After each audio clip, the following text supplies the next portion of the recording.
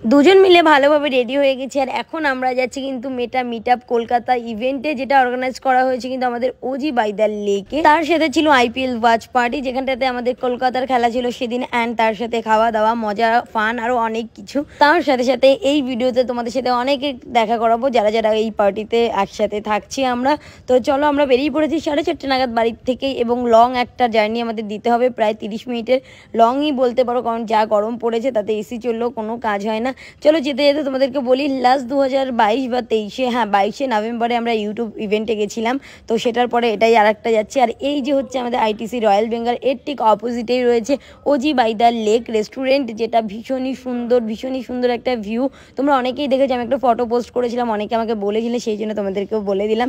চলো আমরা পুরোপুরি ভেতরে চলে এসেছি। আর এখানে প্রত্যেকের সিট ছিল। হচ্ছে স্নেহা, তোমরা অনেকেই দেখেছো, ভীষণ সুন্দর ডান্স করে। তার সাথে ঐশ্বরিয়া ছিল, আর এপাশে ছিল দাদা এবং আমরা প্রত্যেকে মিলে খুব মজা করছিলাম। অ্যান্ড আমরা ঢোকার সময় না আমাদের হাতে একটা করে মেটার এরকম ব্যাচ দিয়ে দিয়েছিল, যেটা আগের বারও আমরা যখন গেছিলাম একটা করে আমাদের টাই দিয়েছিল। অ্যান্ড এখানে একটা রয়েছে কিন্তু হোর্ডিং, যেখানে ক্রিয়েটার মেটা বলে লেখাই ছিল। অ্যান্ড এই যে লোকেশনটা তোমরা দেখো, মনে হচ্ছে গাইস এটা আমাদের কলকাতা, কত সুন্দর লাগছে না। আমি একটুখানি মকটেলটা খেতে তার মধ্যে চলে এলো আমাদের নীলাঞ্জনাদি, যে আমাদের নীল হার্টস, আর তার সাথে ছিল প্রিয়াঙ্কার সাথেও ফার্স্ট টাইম আমার দেখা হচ্ছে।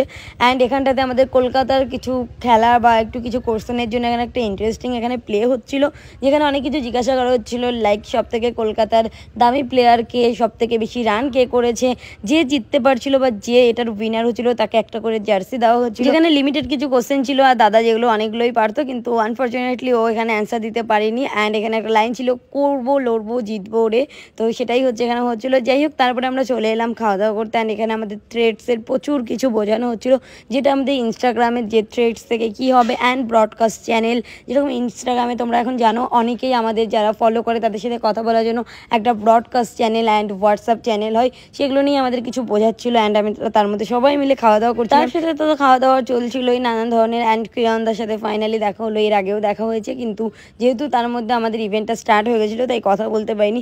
সত্যি বলতে এই মানুষটা না একটা আলাদাই মানুষ, যার মধ্যে অনেক ভাবনা চিন্তা আছে, যে অনেক ভেবে চিন্তে কাজ করে। মানে আমার তো পার্সোনালি ভীষণ ভালো লাগে, অ্যান্ড আমাদেরকে ভীষণ ভালোবাসে।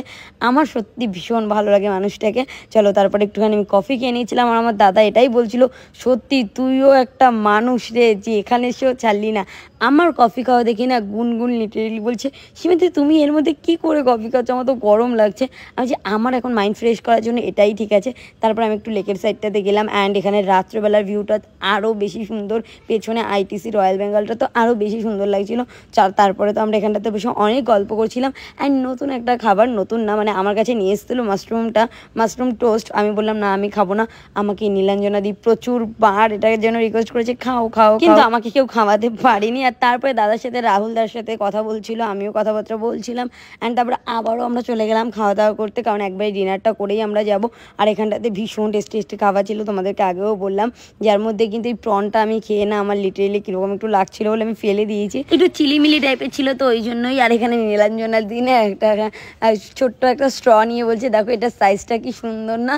যাই হোক, তারপরে তো আমরাও একটুখানি মকটেল খেয়ে নিলাম অ্যান্ড ডিনারটা করলাম। আর তার সাথে সাথে এখানে একটা ফিশের একটা ডিশ ছিল, এত টেস্টি ছিল না, ওটা কি বলবো তোমাদেরকে।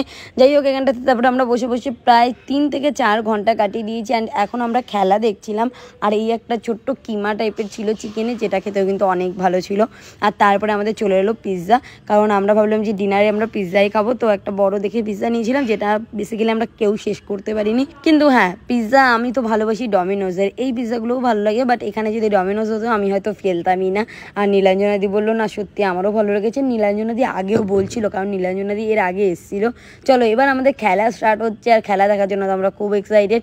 আর এখানটাতে যারা আমরা থ্রেডসে ফটো পোস্ট করেছি তাদের ওগুলো দেখাচ্ছিল, যার মধ্যে আমারও ছিল। চলো এবার খেলা হচ্ছে। আর অ্যান্ড সেদিন তো বুঝতেই পেরেছো তোমরা, 37 রানে প্রায় 3 উইকেট পড়ে গেছিলো দিল্লির, সেই জন্য আমরা বেশি একটু মজা করছিলাম এখানটাতে।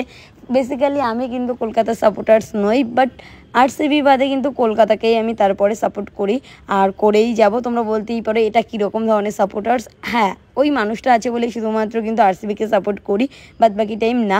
এই একটা জায়গা যেটা ভীষণ সুন্দর ছিল, যেখানটাতে আমি অনেকগুলো ফটো ক্লিক করেছি অ্যান্ড পোস্টও করেছি, তোমরা অলরেডি দেখে নিয়েছো। আর এখানটাতে না বাইরে থেকেও অনেক লোকজন সন্ধ্যেবেলা এসেছিলো, যেগুলো এত সুন্দর না জায়গাটা, কি বলবো, কোনো কিছুর প্রয়োজন হয় না এই জায়গাটায় বসলে। অ্যান্ড এখানে লেখা আছে #OG লাইভ। তো তারপরে দেখো এখানে গুনগুন এসেছিলো। তো এইভাবেই আজকে দিনটা কাটালাম।